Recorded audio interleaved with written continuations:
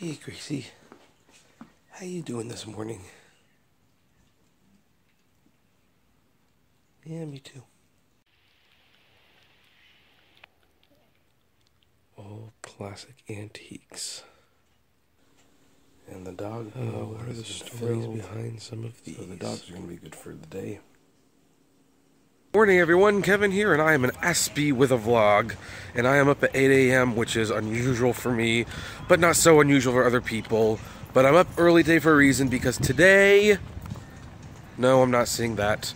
That unfortunately closed several years ago, I'm sorry to say. But it's time for Universal Studios. Off was a little bit of breakfast, or, for me, brunch. Is there anything on this menu that's not swimming in gravy?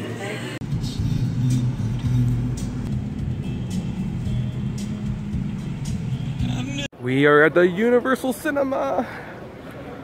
And there is also an IMAX here.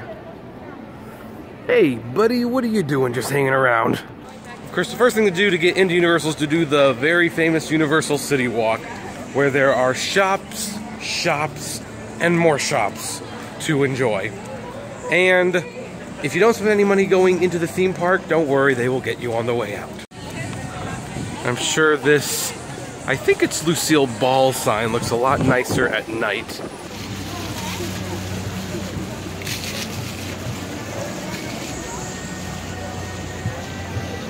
Can't go to Universal without going to Sparky's. And there's an American Express new member center. That's just in case you need credit because you didn't bring enough cash for your trip here. I'm sure there's some deep philosophical meaning behind that cow being upside down, but I don't know what it is. There is a rooster with a heart on his chest and a knife in his arm. Make of that what you will. And there it is, the Universal Studios globe. We made it! We made it!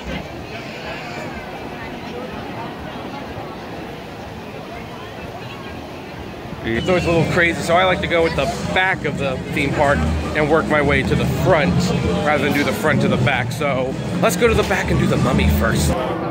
Scariest thing about going to the lower lot in Universal Studios is going this freakishly long escalator, of which there is another one ahead.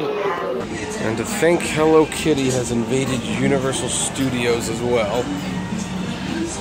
I wouldn't mind so much, except it's between the Mummy and Jurassic Park. 15 minutes for the Mummy, that's what I'm talking about.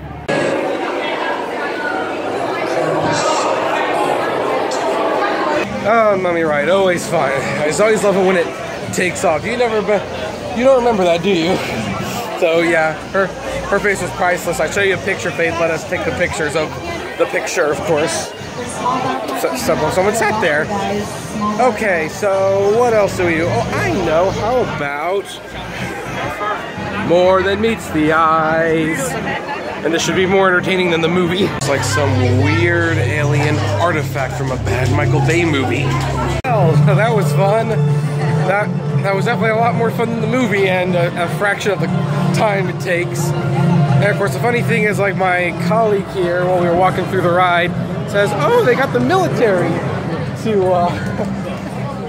be helping out with the ride." It's like, no, it's not, folks. It's the Transformers costumes, but it means that they're getting better at this whole imaginary thing. And oh, look who it is! Fill up a bag full of rocks and give it to him. Not getting my picture taken with him, though. When you get a chance in between the escalators, you find this wonderful view of the studio lot, the set pieces, the golf courses where executives have their $1 million lunch meetings. Just wonderful. Next on the list is Springfield, where you can go to the Quickie Mart, and see the Itchy and Scratchy movie, go to Moe's, get a Krusty Burger, and ride the Simpsons ride. Oh God, we're gonna get eaten! It looks like they didn't know we were coming. And Sideshow Bob's attempts to kill us failed yet again. Is that's a guy who tried to kill us. And now it's time to fulfill a childhood dream, trying an actual Krusty Burger. You know how some people have dreamed of finding out what a Krabby Patty tastes like? This is kind of what it is for me trying the Krusty Burger. Isn't that the face that makes you want to buy a burger? And there it is. The Krusty Burger.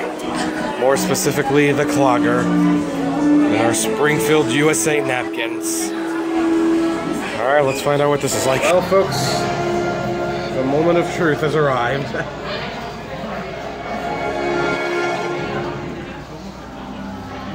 Yeah, it feels like a Clogger. That's fun. For theme park food, it's not too bad. Well, the Clogger definitely lives up to its name. That is, at least concerning theme park food, by far one of the most filling meals I've had at a theme park. So, good job, Universal. Also, if you can find a greasier burger, you're in Mexico. Next up is Despicable Me Minion Mayhem, and oh, look, we have a minion. One of Gru's minions is not in the lab today. He is outside. Despicable Me Mayhem Madness. Cute. And after the ride, you can it leads right into this candy shop where you can buy all this minion-themed candy merchandise. Look at all this yellow. Almost as much yellow as at the Simpsons area.